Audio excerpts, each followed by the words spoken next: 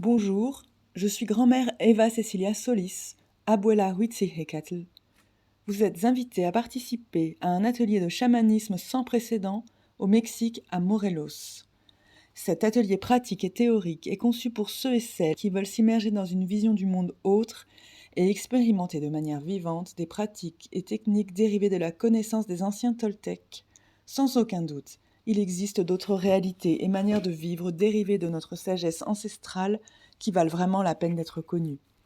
Si c'est certain que la rencontre avec notre sagesse ancestrale s'est faite grâce à Carlos Castaneda, beaucoup de ces enseignements ancestraux sont restés inaccessibles du fait de ne pas savoir comment les aborder de manière pratique. Cet atelier offre à ceux d'entre nous qui ressentent l'appel du Nagual dans le cœur 1. La possibilité de devenir des pratiquants de la manière toltèque de vivre en harmonie avec le tout. 2. L'opportunité d'avoir une vision de ce que le chamanisme, comme chemin de connaissance de soi, signifie et demande. 3. Avoir une expérience vivante qui bouleverse nos manières de penser, sentir et agir, et qui permet une rencontre profonde avec le grand mystère. 4. Explorer et récupérer des espaces entiers de notre être et de notre ressenti, espaces qui ont été oubliés à travers le colonialisme culturel et que nous pouvons recouvrer. Nos axes de travail sont exploration de notre nature duelle, esprit-matière, lumière-ombre, tonal nagual, intégration des esprits de la nature, déverrouillage des conditionnements et des défenses de la personnalité. Outrepasser les limites afin de nous libérer des peurs et ainsi accroître notre anneau de pouvoir. Apprendre à prendre soin, accroître, stocker, étendre et déplacer notre énergie. Je vous invite maintenant à parcourir en images les activités qui vous seront proposées pendant la retraite. Le premier jour commence avec l'ouverture du travail aux 4 horizons et 7 directions, et avec l'exercice du portrait parlé, la description de ce que nous croyons que nous sommes, notre ego. Après un délicieux repas diététique et une sieste réparatrice, nous sommes initiés à la lecture de notre Tonalamatl, calendrier sacré, par Akatsin, et à sa signification, à sa transcendance, afin de pouvoir nous aligner avec les énergies qui nous influencent depuis le cosmos à la naissance, et de pouvoir accomplir ainsi notre but existentiel. L'après-midi, nous allumons le feu du Témascal avec des chants et nous recevons la purification de la fumée de copal, l'encens utilisé à cette occasion. Le rituel du Témascali sert à la guérison des corps physiques, mental et émotionnels afin que l'esprit renaisse plus libre que lors de son entrée dans le ventre de notre mère. Dans notre maison des médecines ancestrales, à la fin du Témascal, nous avons la possibilité d'entrer dans l'apantli, le canal d'eau vive, pour lâcher les résistances qui subsistent dans notre personnalité et faire baisser l'excès de feu de notre corps.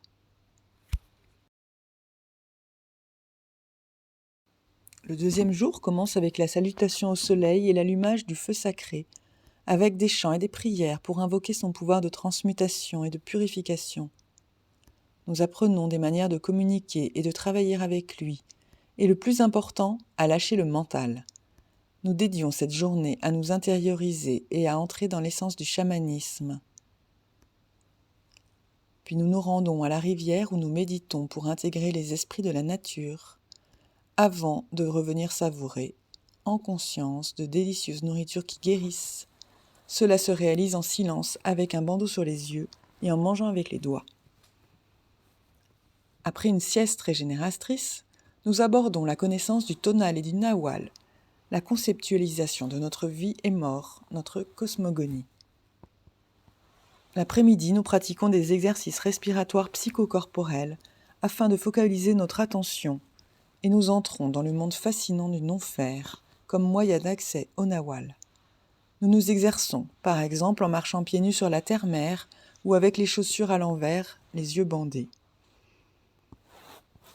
Pour faire baisser l'adrénaline, nous nous immergeons dans l'apantli, le canal, en nous laissant aller dans le courant fluide de la vie. Nous marchons ensuite à contre-courant pour prendre conscience de la différence entre le lâcher-prise dans la vie et marcher en voulant contrôler le quand et le comment. À la tombée de la nuit, nous apprenons le maniement du tambour et des chants sacrés autour du grand-père Feu. La nuit culmine avec les gardiens autour du grand-père Feu qui reste allumée pendant les nuits que dure l'intensif.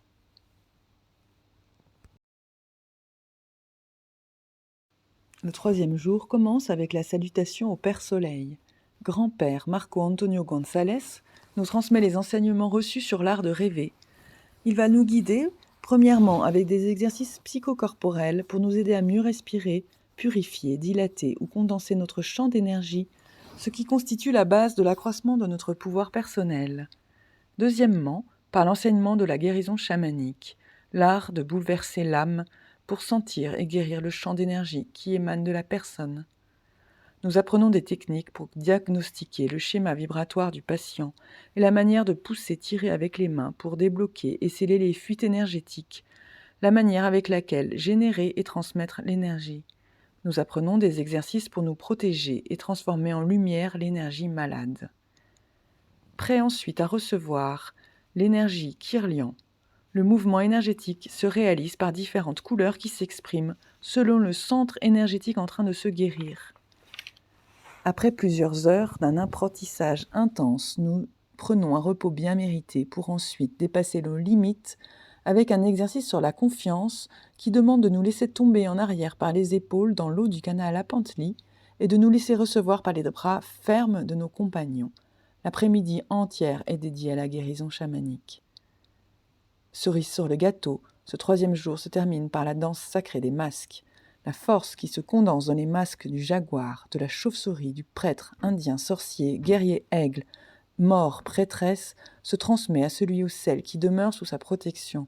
Le masque et le danseur ou la danseuse deviennent un en entrant dans un état d'extase en mouvement.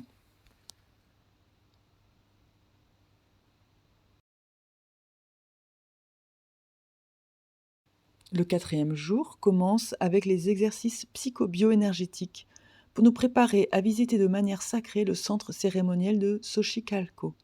En face des pyramides érigées en l'honneur du Quetzalcoatl, nous réalisons une cérémonie afin de recevoir le nom sacré de chacun et de chacune en fonction de la position des astres à la naissance. Cette célébration permet d'honorer et d'aligner notre être avec tout ce que la force génératrice universelle nous confère, résoudre nos épreuves, transcender nos ombres, évoluer et réaliser le but de notre existence. Cet acte se termine par un puissant rituel, le bain de lumière, regardez au-delà de l'apparence. Nous finissons de célébrer cet acte transcendant en partageant un repas typique dans la lagune de Coatetelco. De retour dans notre maison des médecines ancestrales et après notre sieste régénératrice, nous entrons dans la cérémonie du tabac pour conclure notre 4e jour de travail intense.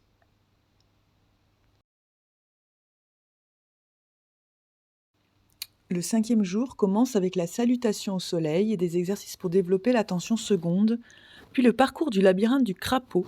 L'aller se fait en récapitulant et reconnaissant la vie telle qu'elle a été, et le retour se fait avec les yeux bandés. L'apprentissage de ce défi et l'alignement énergétique qui en découle est sans aucun doute une des plus fortes expériences du voyage. 2 cérémonies puissantes ont lieu ce jour-là. L'initiation comme porteur et porteuse du feu sacré, avec l'enseignement de l'usage rituel du sahumerio et du copal, l'encensoir et l'encens mexicain. L'initiation des sorciers et sorcières balayant l'astral, avec les enseignements de comment armer le balai, c'est-à-dire réunir les herbes spéciales utilisées depuis les temps anciens aux manches, puis la consécration et l'usage du balai magique. L'après-midi, nous abordons le chamanisme et les états modifiés de conscience en expérimentant de manière vivante ces états grâce à la respiration holotropique.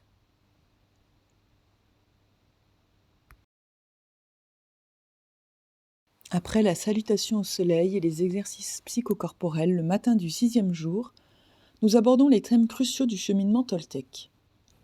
L'ego et l'importance personnelle, la récapitulation. L'importance personnelle est la forme particulière avec laquelle notre ego s'arme et manipule la réalité pour tenter de s'auto-affirmer et de se convaincre que c'est réel. Nous gaspillons plus de 90% de notre énergie à nous défendre pour conserver cette image. Nous apprenons donc des techniques pour détourner l'ego et honorer notre énergie, ce qui est indispensable pour augmenter notre pouvoir personnel. La récapitulation est une technique découverte par les chamans du Mexique ancien utilisée pour se souvenir, revivre et guérir des blessures émotionnelles dérivées d'expériences traumatiques vécues, qui drainent notre champ d'énergie.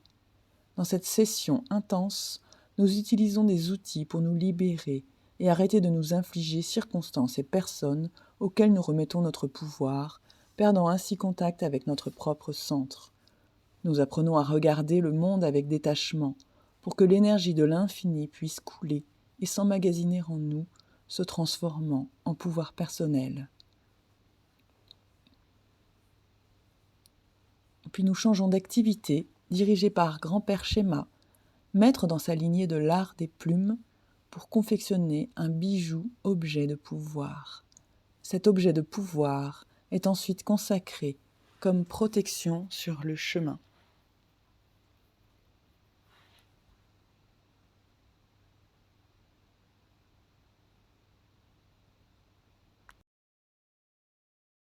Le 7e jour, et si l'énergie le permet, nous effectuons une danse mexica autour du grand-père Feu. Nous abordons le thème de la maladie et de la guérison chamanique.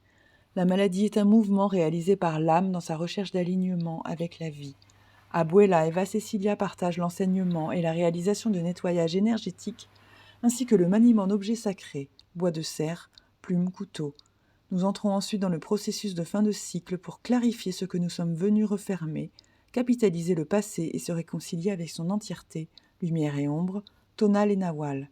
Au crépuscule, nous nous retrouvons autour du grand-père Feu pour lui offrir ce que nous ne voulons plus dans nos vies et ouvrir les chemins qu'en conscience nous choisissons d'emprunter. À ce moment se réunissent les gardiens choisis pour maintenir le feu tout au long des nuits de la retraite.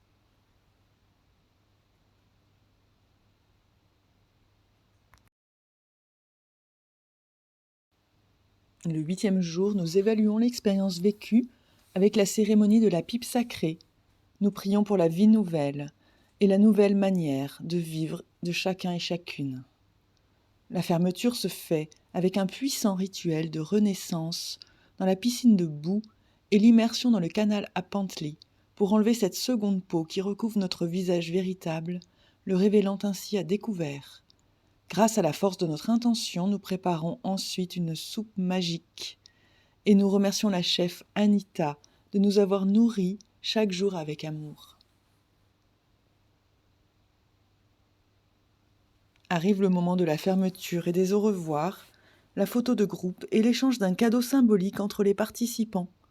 Au final, c'est un plaisir de se rendre compte que le grand esprit nous soutient et nous amène à nous rencontrer pour partager un travail si intime et si intense.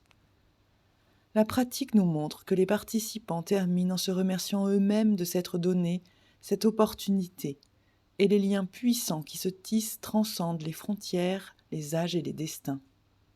Au nom de toute l'équipe, qui met tout son cœur à vous faire vivre des expériences transcendantes, nous souhaitons vous servir le mieux possible en arrivant à ce que vous puissiez remettre en question votre manière de percevoir la réalité et de manier votre énergie. Notre but est de réussir à partager les outils que vous pouvez appliquer dans votre vie quotidienne afin de contribuer par vous-même à percer les mystères insondables du monde du Nawal. Ometeotl.